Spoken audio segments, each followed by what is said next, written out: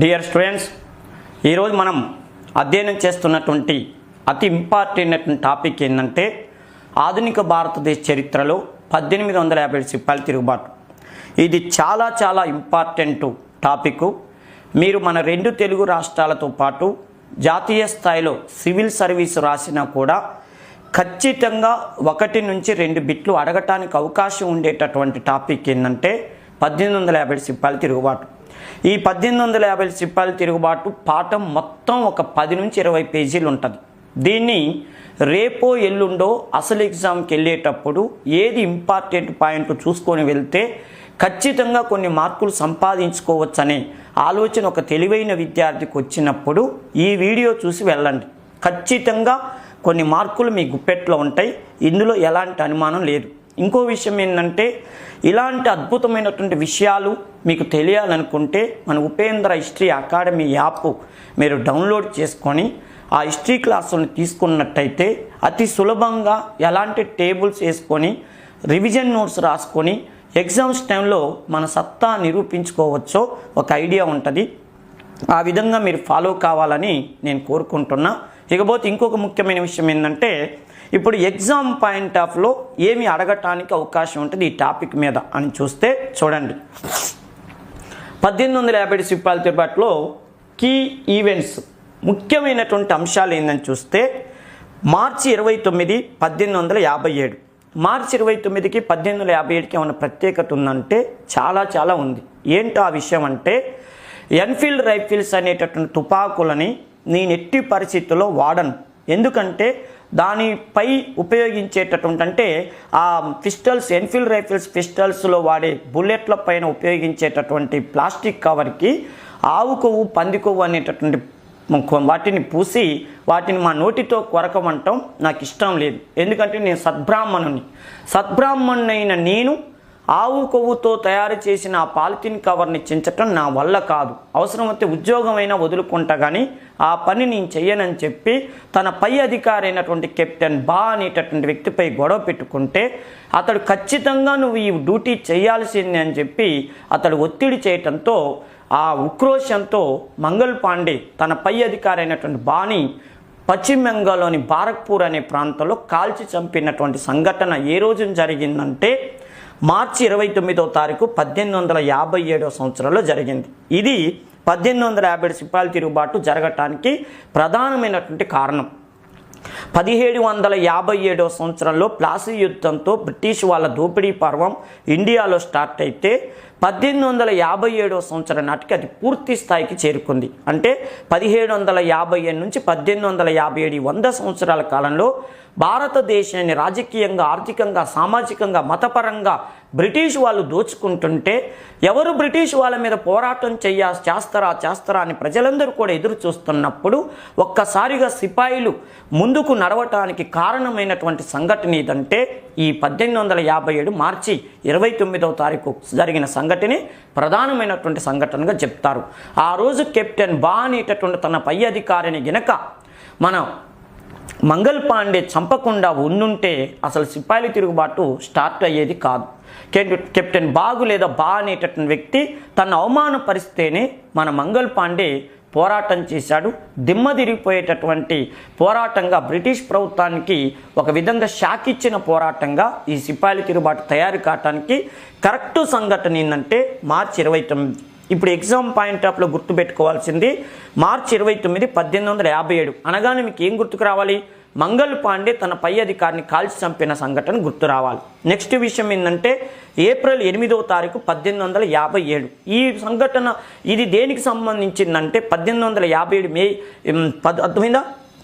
1857వ సంవత్సరం ఏప్రిల్ 8వ తారీఖు దేనికి సంబంధించిందంటే తన పై అధికారిని కాల్చి చంపినందుకు మంగల్ పాండేని బ్రిటిష్ ప్రభుత్వం ఉరితీసినటువంటి రోజు ఏదంటే ఏప్రిల్ 8వ తారీఖు.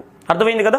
ఏప్రిల్ 8వ తారీఖు 1857వ సంవత్సరంలో మంగల్ పాండేని బ్రిటిష్ వాళ్ళు ఉరితీశారు. అందుకని సిపాయిల తిరుగుబాటులో మొదటి మృతవీరుడిగా ఎవరి పేరు చెప్తారంటే మంగల్ పాండేని చెప్తారు. 1857 సిపాయిల తిరుగుబాటులో మొదటి మృతవీరుడిగా చెప్పబడేటటువంటి మంగల్ పాండేని ఉరితీసిన రోజు ఏదంటే ఏప్రిల్ 8వ తారీఖు 1857. క్లియర్ కదా? తర్వాత చూడండి మే 10వ తారీఖు 1857. దీని ప్రత్యేకత ఏంటంటే సిపాయిల తిరుగుబాటు మీరట్ అనేటటువంటి ప్రాంతంలో, మీరట్ ఉత్తరప్రదేశ్లోని మీరట్ అనే ప్రాంతంలో సిపాయిల తిరుగుబాటు ప్రారంభమైనటువంటి రోజు ఏదంటే మే 10వ తారీఖు.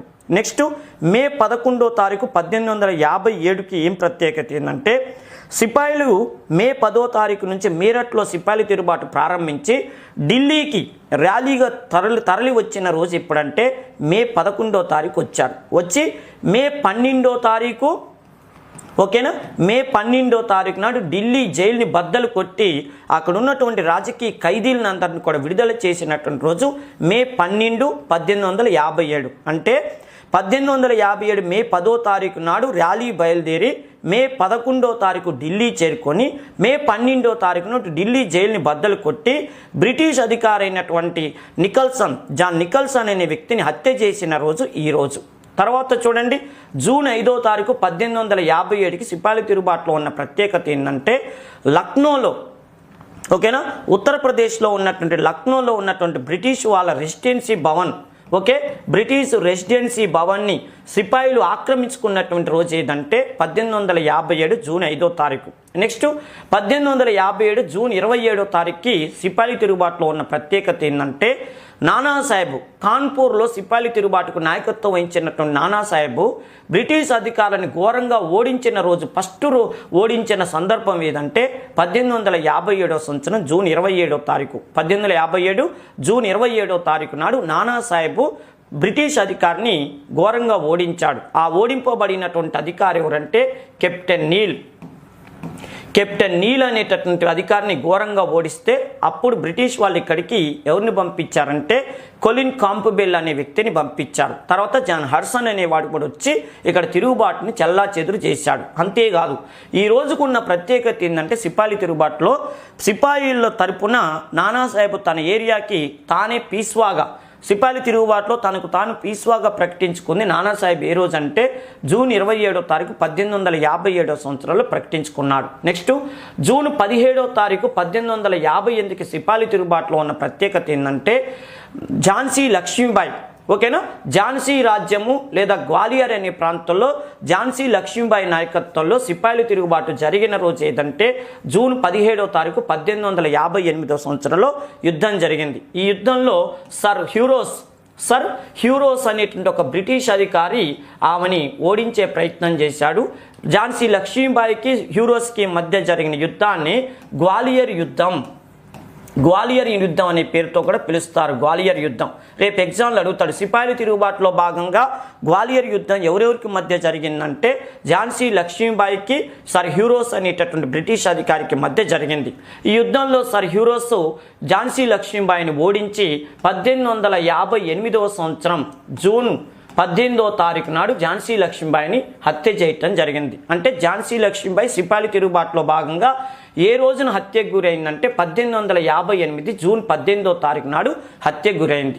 నెక్స్ట్ విషయం ఏంటంటే సిపాయిల తిరుగుబాటు తీవ్రంగా జరిగినటువంటిది ఏ సంవత్సరంలో అంటే 1858 మిడిల్లో తీవ్రంగా జరిగింది. 1850 తిరుగుబాటు ఉత్తర దక్షిణ భారతదేశంలో బాగా జరిగినటువంటి సందర్భం. ఓకే కదా, టోటల్గా బ్రిటిష్ ప్రభుత్వాన్ని భయభ్రాంతులకు గురి చేసినటువంటి సందర్భంగా 1858 మధ్య భాగాన్ని చెప్తారు. ఇకపోతే సిపాయిల తిరుగుబాటుకు లాస్ట్ ఎవరిని ఉరి తీయటంతో సిపాయిల తిరుగుబాటు పూర్తిగా అంతమైందంటే 1859వ సంవత్సరం ఏప్రిల్ 19వ తారీఖు నాడు. చూడండి, 1859 ఏప్రిల్ 19వ తారీఖు నాడు తాంతియా తోపే అనే ఒక దేశభక్తుని ఉరితీయటంతో సిపాయిల తిరుగుబాటు పూర్తయింది. అర్థమైందిగా, సిపాయిల తిరుగుబాటు పూర్తిగా అంతమైన రోజుగా 1859 ఏప్రిల్ 19వ తారీఖు నాడు చెప్తారు. ఇప్పుడు ఇంపార్టెంట్ బిట్లు చూడండి. మార్చి 29, 1857 అంటే మంగల్ పాండే తన పై అధికారిని కాల్చి చంపిన రోజు. ఏప్రిల్ 8, 1857 అంటే మంగల్ పాండేని ఉరితీసినటువంటి రోజు. మే 10వ తారీఖు 1857 అంటే మీరట్లో సిపాయిల తిరుగుబాటు ప్రారంభమైన రోజు. మే 11వ తారీఖు 1857 అంటే ఢిల్లీని సిపాయిలు ఆక్రమించుకున్న రోజు. ఢిల్లీ కోటల్ని బద్దలు కొట్టిన రోజు మే 12వ తారీఖు 1857.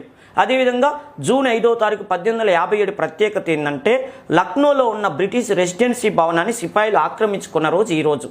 నెక్స్ట్ జూన్ 27, 1857 ప్రత్యేకత ఏంటంటే కాన్పూర్లో నానాసాహెబ్ బ్రిటిష్ వాళ్ళని ఫస్ట్ సారిగా ఎదుర్కొని తనకు తాను పీస్వాగా ప్రకటించుకున్న రోజు జూన్ 27, 1857 కెప్టెన్ నీల్ అనే వాడిని ఓడిస్తే అప్పుడు బ్రిటిష్ అధికారులు ఇక్కడికి ఎవరిని కొలిన్ కాంపబెల్ని జాన్ హడ్సన్ అనే వ్యక్తిని పంపించడం జరిగింది.